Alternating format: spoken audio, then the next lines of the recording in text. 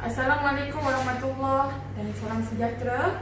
Saya Ainur Farahin Aziz, Pegawai Sains Pemakanan daripada Jabatan Kesihatan Wilayah Persekutuan Labuan. Bersama dengan saya salam sejahtera. Saya Puan Ho Shufan, Pegawai Pemakanan dari Jabatan Kesihatan Wilayah Persekutuan Labuan. Okey, so pada hari ini kami akan menunjukkan makanan untuk bayi yang berumur 9 hingga 11 bulan. Okey, so makanan yang diberikan kepada bayi 9 hingga 11 bulan juga disebut sebagai makanan pelengkap lah. Dan sama juga makanan pelengkap ni adalah untuk mengurangkan jurang keperluan zat besi ataupun tenaga dan juga vitamin A lah yang untuk melengkapkan penyusuan susu ibu lah. Okey, dan kita perlu juga di samping memberi makanan pelengkap kepada bayi 9 hingga 11 bulan, tapi tidak menggantikan penyusuan susu ibu lah. Perlu kita ingatlah, penyusuan susu ibu harus diteruskan lah. Okey, tapi makanan pelengkap pun perlu diberikan. dan juga Puan Ho ada menunjukkan cara-cara demonstrasi masakan bagi 6 hingga 8 bulan. So yang hari ini adalah lebih kepada penyambungan untuk kanak-kanak yang bayi yang berumur antara 9 hingga 11 bulan, dan tuan-puan akan dapat perbezaan dia daripada yang kita nak cuba highlight ataupun emphasize dia punya tekstur. Okey, lebih kepada tekstur makanan itu.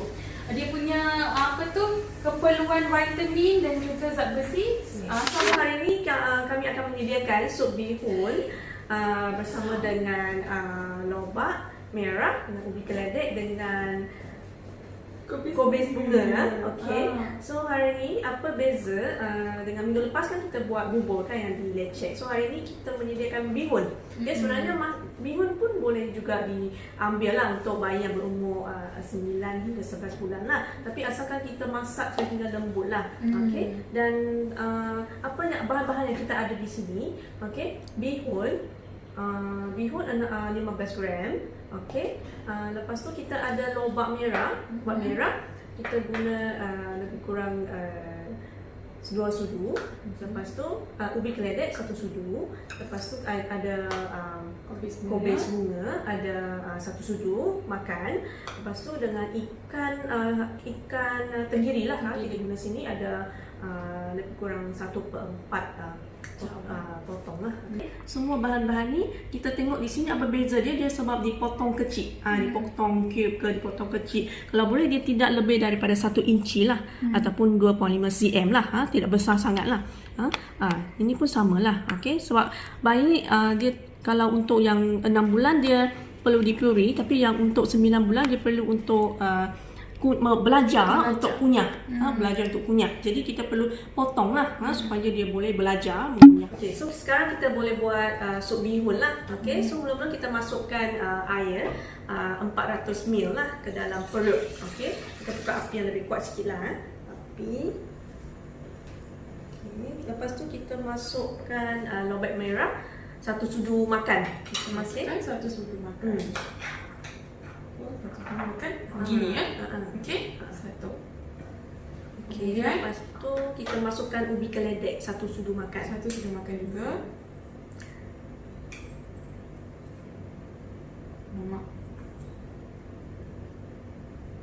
Kita biarkan lobak dengan ubi keledek tu masak sehingga lembut lah, masak sehingga lembut baru kita masukkan ikan dengan kobis bunga lah. Ya. Okey. Ini adalah untuk 2 orang makan lah. Maksudnya sama ada dia untuk 2 kanak-kanak ke ataupun dia boleh makan 2 kali lah.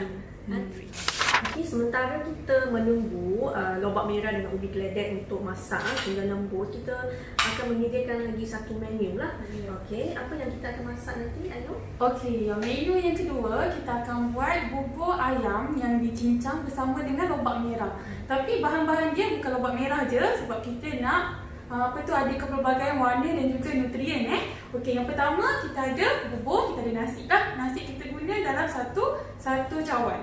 Okey, dalam satu cawan. 34 cawan. 34 cawan, minta maaf. 34 cawan. Lepas tu kita ada ayam, isi ayam yang telah dicincang sebanyak dalam 60 gram. 60 gram sama dengan ikan tadi. Kemudian kita ada lobak merah. Okey, lobak merah dicincang halus. Dicincang halus banyak 2 sudu besi makan. Kita ada juga sayur warna hijau lah. Biasanya sayur, kita dekat sini kita guna sayur bayam. Sayur bayam ada 1 sudu besi sayur bayam. 1 sudu besi. Sudu makan. Sudu makan. Sudu besi. Lepas tu, yang ni kita ada ubi keledek, ungu. Gunakan dalam satu sudu makan lah. Okey. So, kenapa kat sini kalau tengok dia ada pelbagai kan puan? Kalau tengok ada colour ni, okey. So, kita ada 1, 2, 3 colour daripada sumber sayuran sahaja. Okey. Tapi dia punya perbezaan dia, contohnya kan kita guna yang ni, ubi keledek warna ungu ni. So, kalau kat sini kita boleh tahu lah dia ada antioksidan ataupun kita panggil dia nama lain dia phytochemical lah. Okey. Dan dia juga sumber karbohidrat sebab dia ubi-ubian So, dari sini kita juga boleh tingkatkan serat anak untuk dia punya pencernaan yang lebih bagus lagi sebab dia mengunyah. Kemudian untuk yang sayur ni macam biasa, apa yang kebaikan untuk yang bayam ni? Dia salah satu sumber zat besi jugalah. Okey, sebab dia berwarna daun yang berwarna gelap ni, hijau gelap. Hijau gelap macam kita tengok warna hijau ni dia banyak vitamin. Okey, vitamin C ke ataupun ada acid folic, okey, dan zat besi. Okey, dan ada juga antioksidan lah yang baik untuk anak-anak lah supaya dia boleh kurang penyakit dan meningkatkan imun sistem lah. Okey. Yang ni kalau kita lobak ni kita boleh digantikan dengan sumber makanan lain juga puan kan, yang berwarna orange, contohnya labu kuning kan. Jadi boleh tukar-tukar lah. Kemudian yang seterusnya kita ada ayam lah. Okey, ayam yang dicincang. Okey, kalau boleh kita buangkan kulit dia lah. Buang kulit dan cincang kecil-kecil dan tidak terlampau besar lah supaya anak dia boleh kunyah lah, sebab kalau yang 9 bulan dia masih belum ada gigi.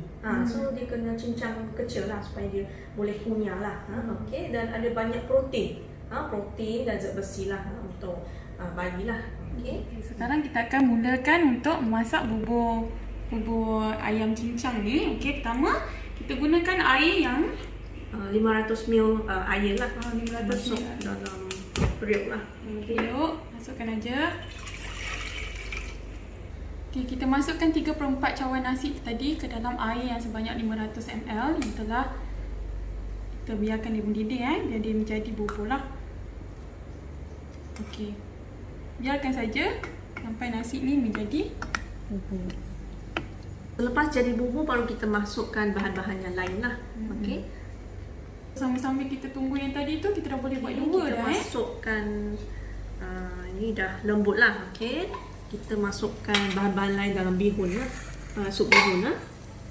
Okey. Sementara menunggu bubur, okey, kita boleh masukkan 1 sudu makan kubis bunga. Sementara menunggu kita boleh masukkan kubis bunga. Okey, lepas tu baru kita masukkan ikan lagi lah. Kita letak buka api lebih kuat sikit lah, api lebih besar supaya dia cepat lembut lah. Okey.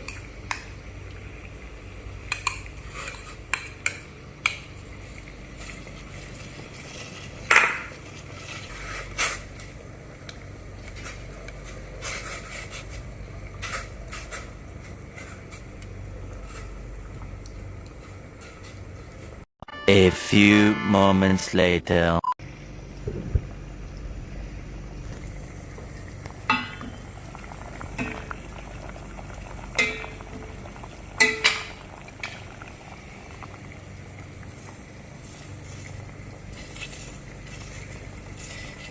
Jadi macam ni. Kita masukkan yang protein tadilah. Tadi 3/4, 1/4 cawan 60 gram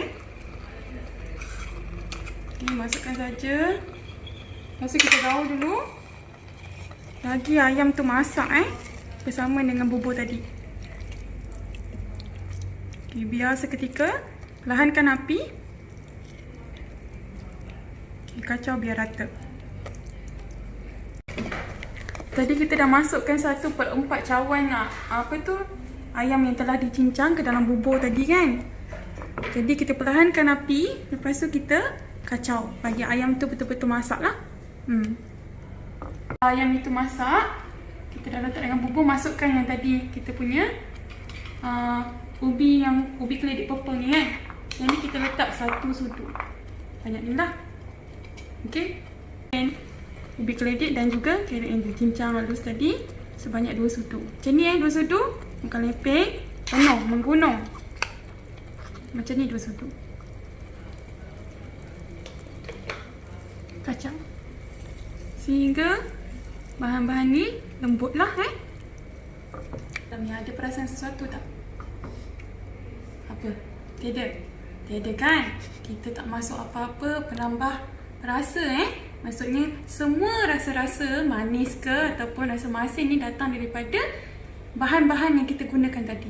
Okey, tiada penambahan perasa yang lain. Okey, maksudnya kita menggunakan bahan semula jadi untuk bagi rasa kepada bubur ini.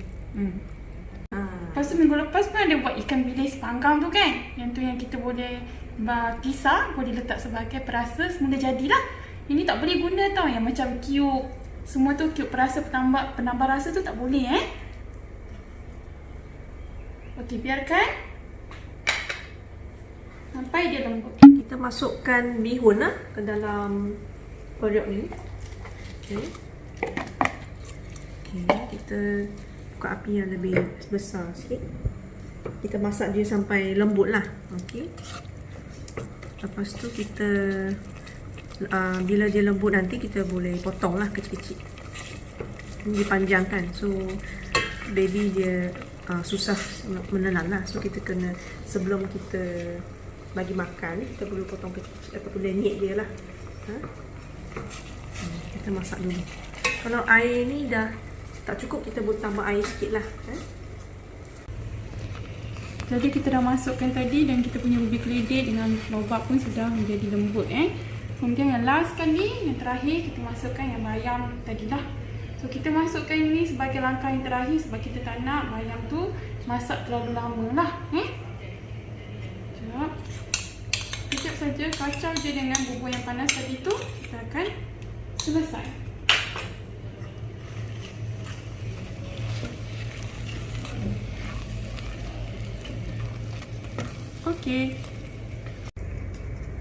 Okey, alhamdulillah selepas dah masukkan bayam tadi kan, kita dah selesai dah bubur ayam cincang bersama dengan lobak merah dan juga ada ubi keledek berwarna ungu.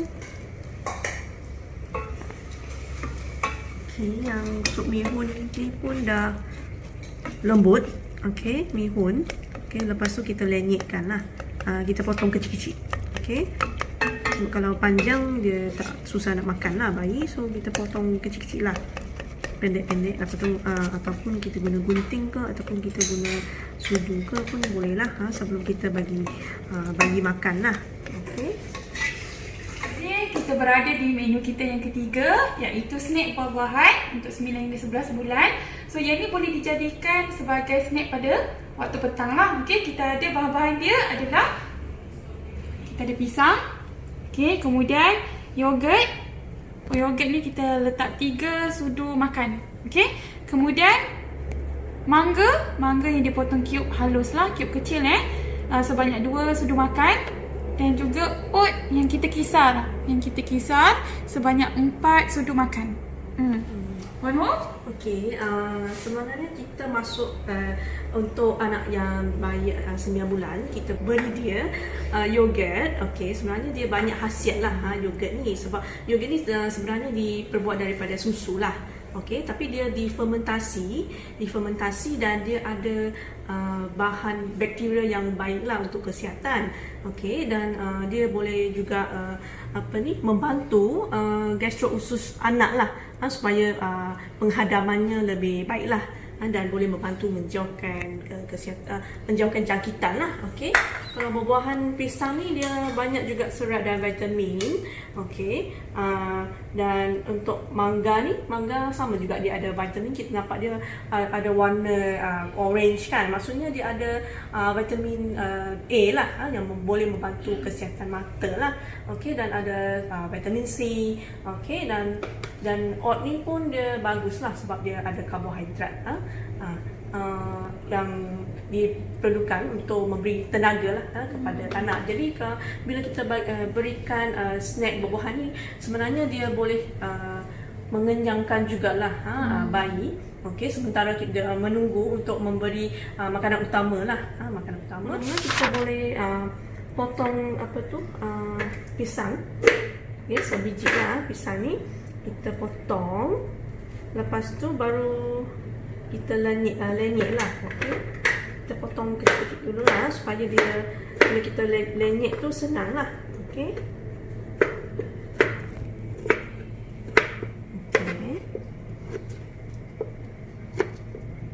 Sama juga yang pisang ni untuk 9 bulan kita tidak buat dia jadi puree. Kita potong lah.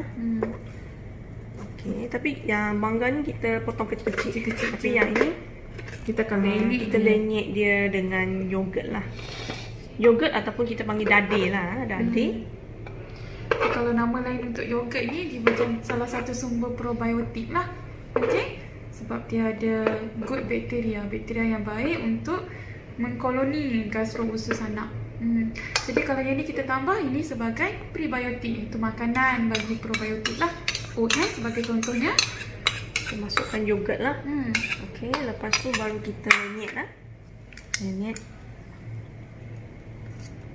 Okey. Tak perlu blend lah, kita boleh guna garpu ni. Lenyitkan sajalah. Okey.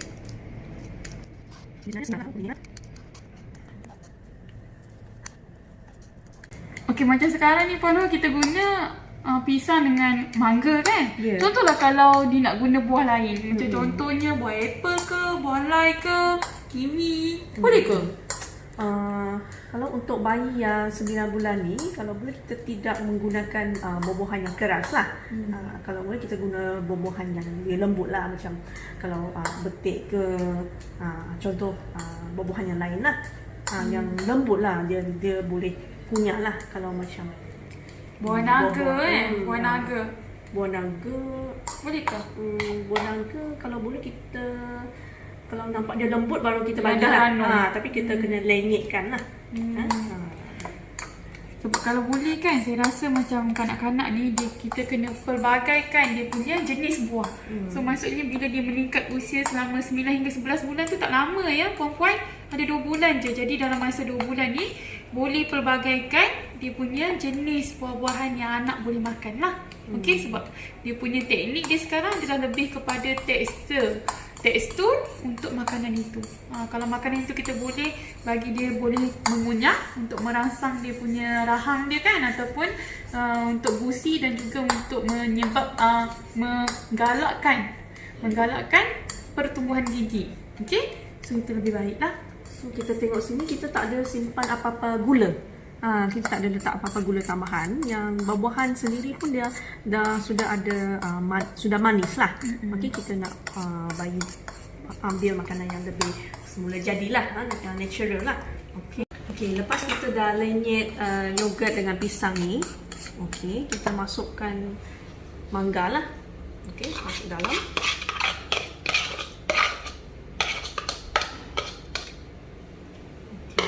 Lepas tu kita masukkan oats yang dikisar. Okey. Ni oats ni kita perlu kisar jadi halus lah. 4 sudu.